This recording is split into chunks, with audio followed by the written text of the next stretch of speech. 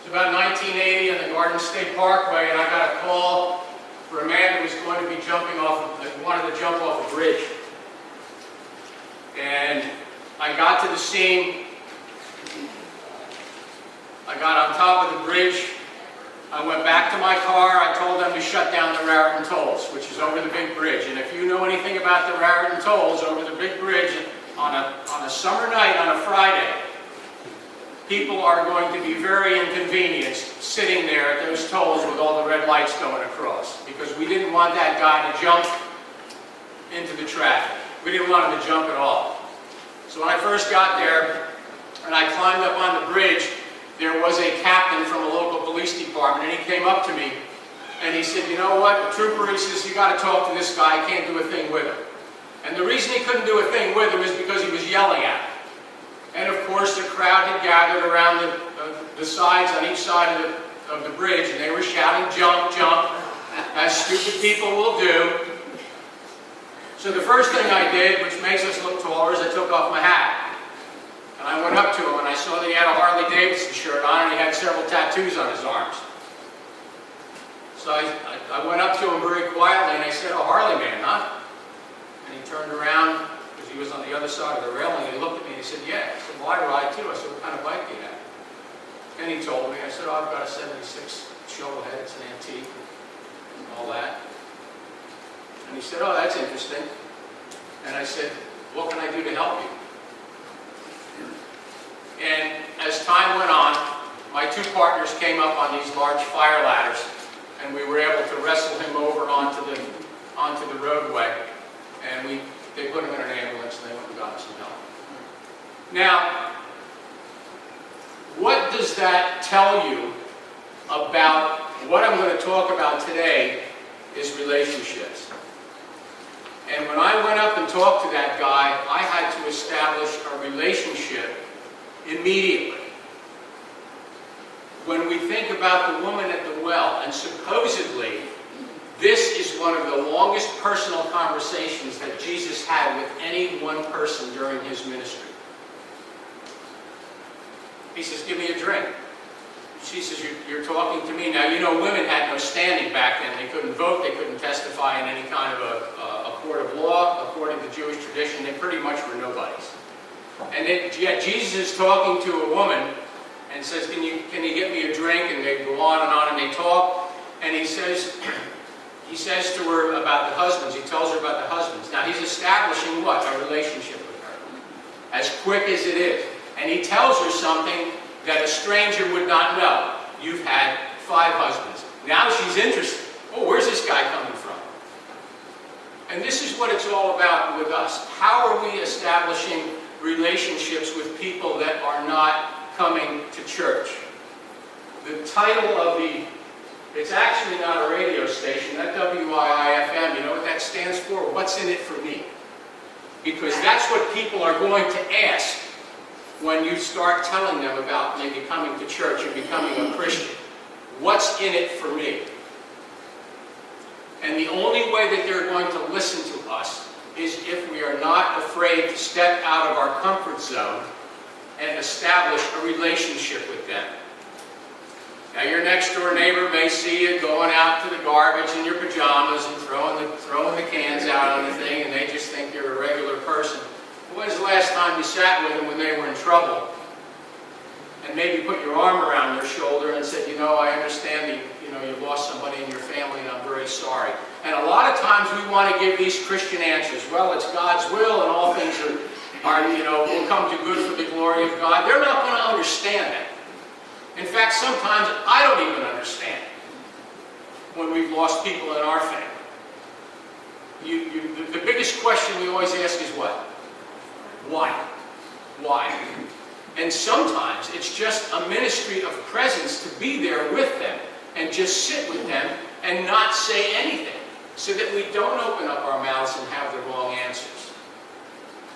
But when's the last time that you spoke with somebody at the store? When's the last time you spoke with someone in line at the counter?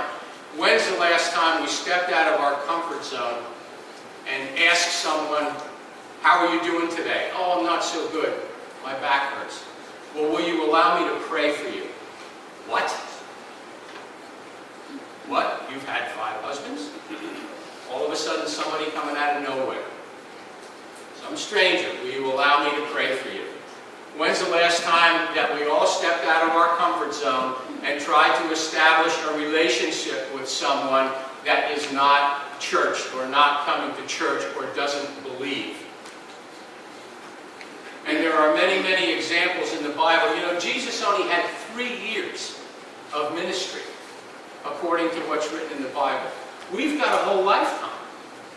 We've got a whole lifetime to establish relationships with people. But what's the biggest thing when you're starting a relationship with someone and you get to know someone, and let's say I go up to Alan, I've never met him before, I shake his hand, hi, how you doing? I'm John, I'm Alan, nice to meet you, what do you do for a living? And you start that conversation off. What happens when you start getting together a little bit more? You establish what? Trust. There's trust. Because a stranger that's just coming up to you and saying, you know, why don't you just come over to church? I was like, what are you talking about? I don't even know who you are. And this is what Jesus had to do in 3 short years. He had to establish trust with his apostles. And how did he do it? Well, he worked miracles, the way he treated people, the way he talked to people. He established trust. And 3 years is a very, very short amount of time, especially in light of his ministry and where he was going and where he was going with his disciples. Can you imagine going up to someone and saying, yeah, drop what you're doing, you're going to come with me for the rest of your life. You're going to walk with me. Leave your family, leave your homes, leave your friends. That's exactly what happened in most cases. They didn't know who this guy was. But it was the way he acted. It was the example he gave. It was the fact that people started trusting him. And once people trust you, they're going to get to know you a little bit better. And when you say, you know what, you've got a great church to come to, you may want to think about looking at the Bible. You can't just throw the Bible at them because they're not going to understand that. You've got to bring people along slowly. And I've spoken about this before. But it's a matter of getting to know people and letting them get to know you and seeing that you're just a regular human being like they are. You put your pants on the same time, the same way. You put your dress on the same way.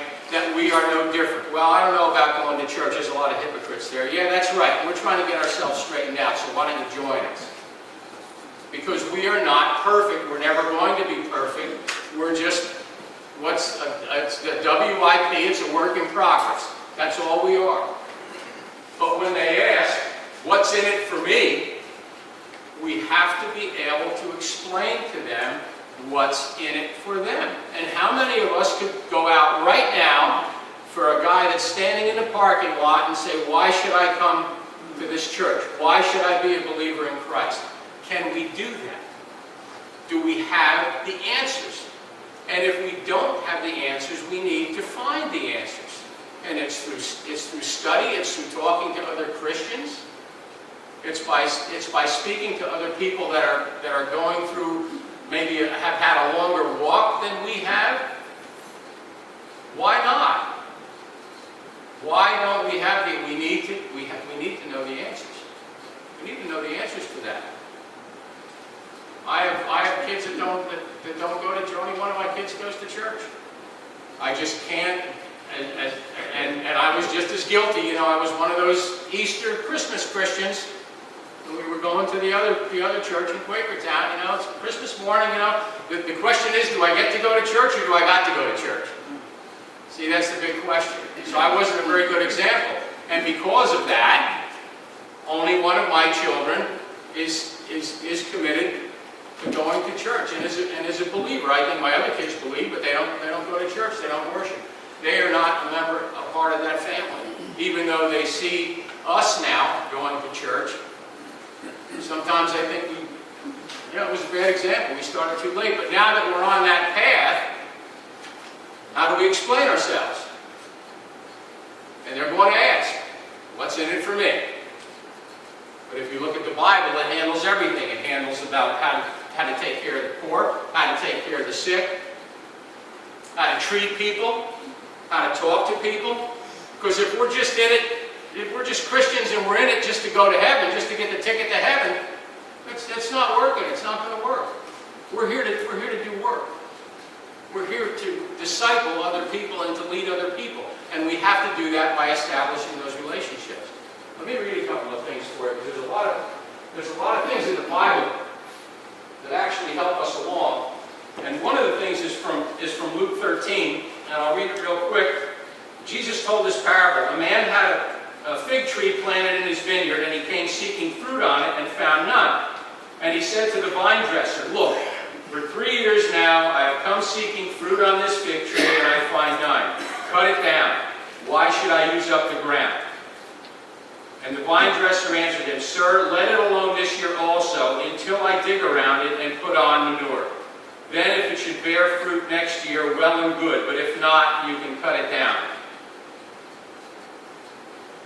Well, I got news for you, folks. We are that Christian fertilizer that needs to start developing and discipling other people and not give up on them. Now, there are some people that are just absolutely never going to walk through these doors, and we all know that. That's human nature. But just like the vine dresser and the fig tree, are we going to use what we know? Are we going to take that fertilizer, so to speak, the Christian knowledge, and sort of plant it around people so that they can become more interested in coming to Christ? Because that's what it's all about. We were put here to work, but we were put here to do discipleship and the Lord's will. And that's something that we have to think about every day. There's opportunities out there every day. We just have to get out of our comfort zone, and we have to take advantage of them. In Matthew 4:18, Jesus called his disciples and said, "Come, I will make you fishers of men." The reason why he did that is because they were fishermen, and they could understand that you have to go out, bait the hook, and then catch. But we need to be able to explain ourselves. Ephesians. Jesus equips people for works of service. Luke 16. Use your worldly gain to make friends and use that influence. 2 John. I have much to write, but no paper and ink. I hope to visit you and talk face to face so that our joy may be complete. I can tell you that face-to-face is one of the most important ways to develop those relationships. Not over the telephone, not over the computer, but to sit down with someone across the table, and when they ask you, why do you believe what you do, we are able to give them the answers so that they know what's in it for them. It's about the relationship. It's about trust. It may take a year, it may take 6 months, it may take 4 years, it may take 5 years. But the fact of the matter is that we need to be there when these people start asking those questions so we can give them the answers. And you know what? If we don't know the answer, it's okay to say, "I don't know, but I'll find out for you," because we don't know everything. But we do know some things. As long as we've been Christians, we do know some things about what's in it